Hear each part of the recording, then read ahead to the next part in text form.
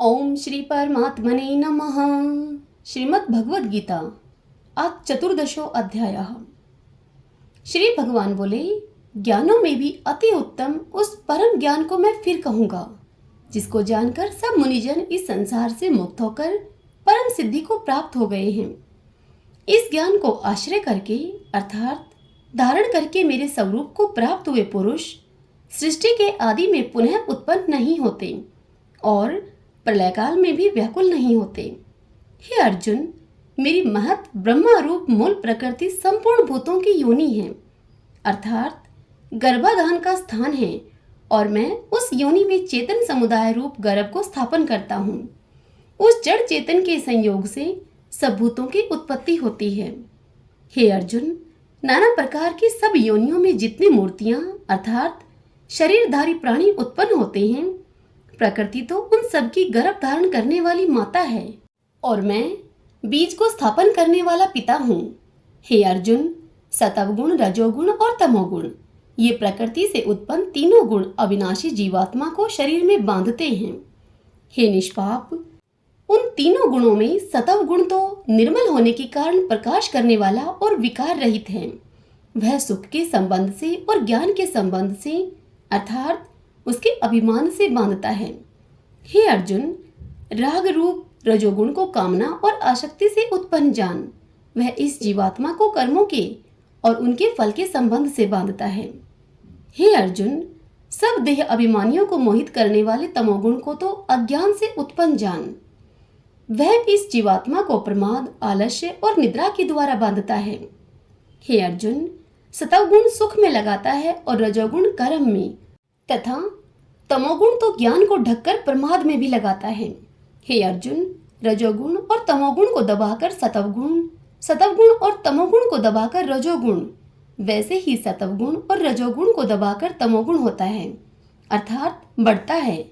जिस समय इस देह में तथा अंतःकरण और इंद्रियों में चेतनता और विवेक शक्ति उत्पन्न होती है, उस समय ऐसा जानना चाहिए कि सतवगुण बढ़ा है। हे अर्जुन, रजोगुण के बढ़ने पर लोभ, प्रवृत्ति, स्वार्थ बुद्धि से कर्मों का सकाम भाव से आरंभ, अशांति और विषय भोगों की लालसा ये सब उत्पन्न होते हैं।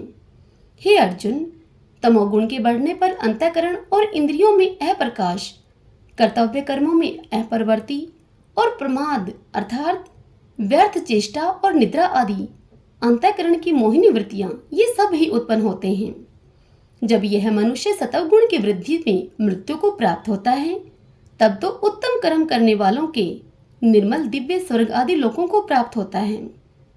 रजोगुण के बढ़ने पर मृत्यु को प्राप्त होकर कर्मों की आसक्ति वाले मनुष्यों में यह उत्पन्न होता है तथा तमोगुण के बढ़ने पर मरा हुआ मनुष्य कीट, पशु आदि मूढ़ योनियों में उत्पन्न होता है। श्रेष्ठ कर्म करने का तो सात्विक अर्थात सुख, ज्ञान और वैराग्य आदि निर्मल फल कहा है। राजस कर्म का फल दुख एवं तामस कर्म का फल अज्ञान कहा है। सतव गुण से ज्ञान उत्पन्न होता है और रजोगुण से निसंदेह लोभ और तमोगुण से प्रमाद और मोह उत्पन्न होते हैं और अज्ञान भी होता है। सतव गुण में स्थित पुरुष स्वर्ग आदि उच्च लोकों को जाते हैं। रजोगुण में स्थित राजस पुरुष मध्यम में अर्थात मनुष्य लोक में ही रहते हैं और कार्य रूप निद्रा, प्रमाद और आलस्य आदि में स्थित तामस पुरुष अधोगति को अर्थात कीट, पशु आदि नीच योनियों को तथा नरकों को प्राप्त होते हैं। जिस समय दृष्टा तीनों गुणों के अतिरिक्त अन्य किसी को करता नहीं देखता और तीनों गुणों से अत्यंत परे सच्चिदानंद घन स्वरूप मुझ परमात्मा को तत्व से जानता है, उस समय वह मेरे स्वरूप को प्राप्त होता है। यह पुरुष शरीर की उत्पत्ति के कारण रूप इन तीनों गुणों को उल्लंघन करके जन्म, मृत्यु, वृद्धा अवस्था और सब प्रकार के दुखों से मुक्त हुआ परमानंद को प्राप्त होता है। अर्जुन बोले, इन तीनों गुणों से अतीत पुरुष किन किन लक्षणों से युक्त होता है और किस प्रकार के आचरणों वाला होता है?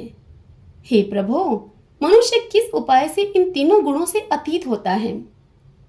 तब श्री भगवान बोले, हे अर्जुन, जो पुरुष सतव गुण के कार्य रूप प्रकाश को और रजोगुण के कार्य रूप प्रकृति को तथा तमोगुण के कार्य रूप मोह को भी न तो प्रवृत्त होने पर उनसे द्वेष करता है और न निर्वृत्त होने पर उनकी आकांक्षा करता है, जो साक्षी के सदृश स्थित हुआ गुणों के द्वारा विचलित नहीं किया जा सकता और गुण ही गुणों में बरतते हैं, ऐसा समझता हुआ जो सच्चिदानंद घन परमात्मा में एक ही भाव से स्थित रहता है एवं उस स्थिति से कभी विचलित नहीं होता, जो निरंतर आत्म भाव में स्थित, दुख सुख को समान समझने वाला, मिट्टी पत्थर और स्वर्ण में समान भाव वाला, ज्ञानी प्रिय तथा अप्रिय को एक सा मानने वाला और निंदा अर्थात अपनी निंदा स्तुति में भी समान भाव वाला है, जो मान और अपमान में सम है, मित्र और वैरी के पक्ष में भी सम है एवं संपूर्ण आरंभों में कर्तापन के अभिमान से रहित है,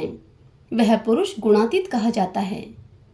जो पुरुष अव्यभिचारी भक्ति योग के द्वारा मुझको निरंतर भजता है, वह भी इन तीनों गुणों को भली भांति लांघकर सच्चिदानंद घन ब्रह्मा को प्राप्त होने के लिए योग्य बन जाता है, क्योंकि उस अविनाशी पर ब्रह्मा का और अमृत का तथा नित्य धर्म का और अखंड एक रस आनंद का आश्रय मैं हूँ। हरि ओम तत्सत। ओम श्री परमात्मने नमः।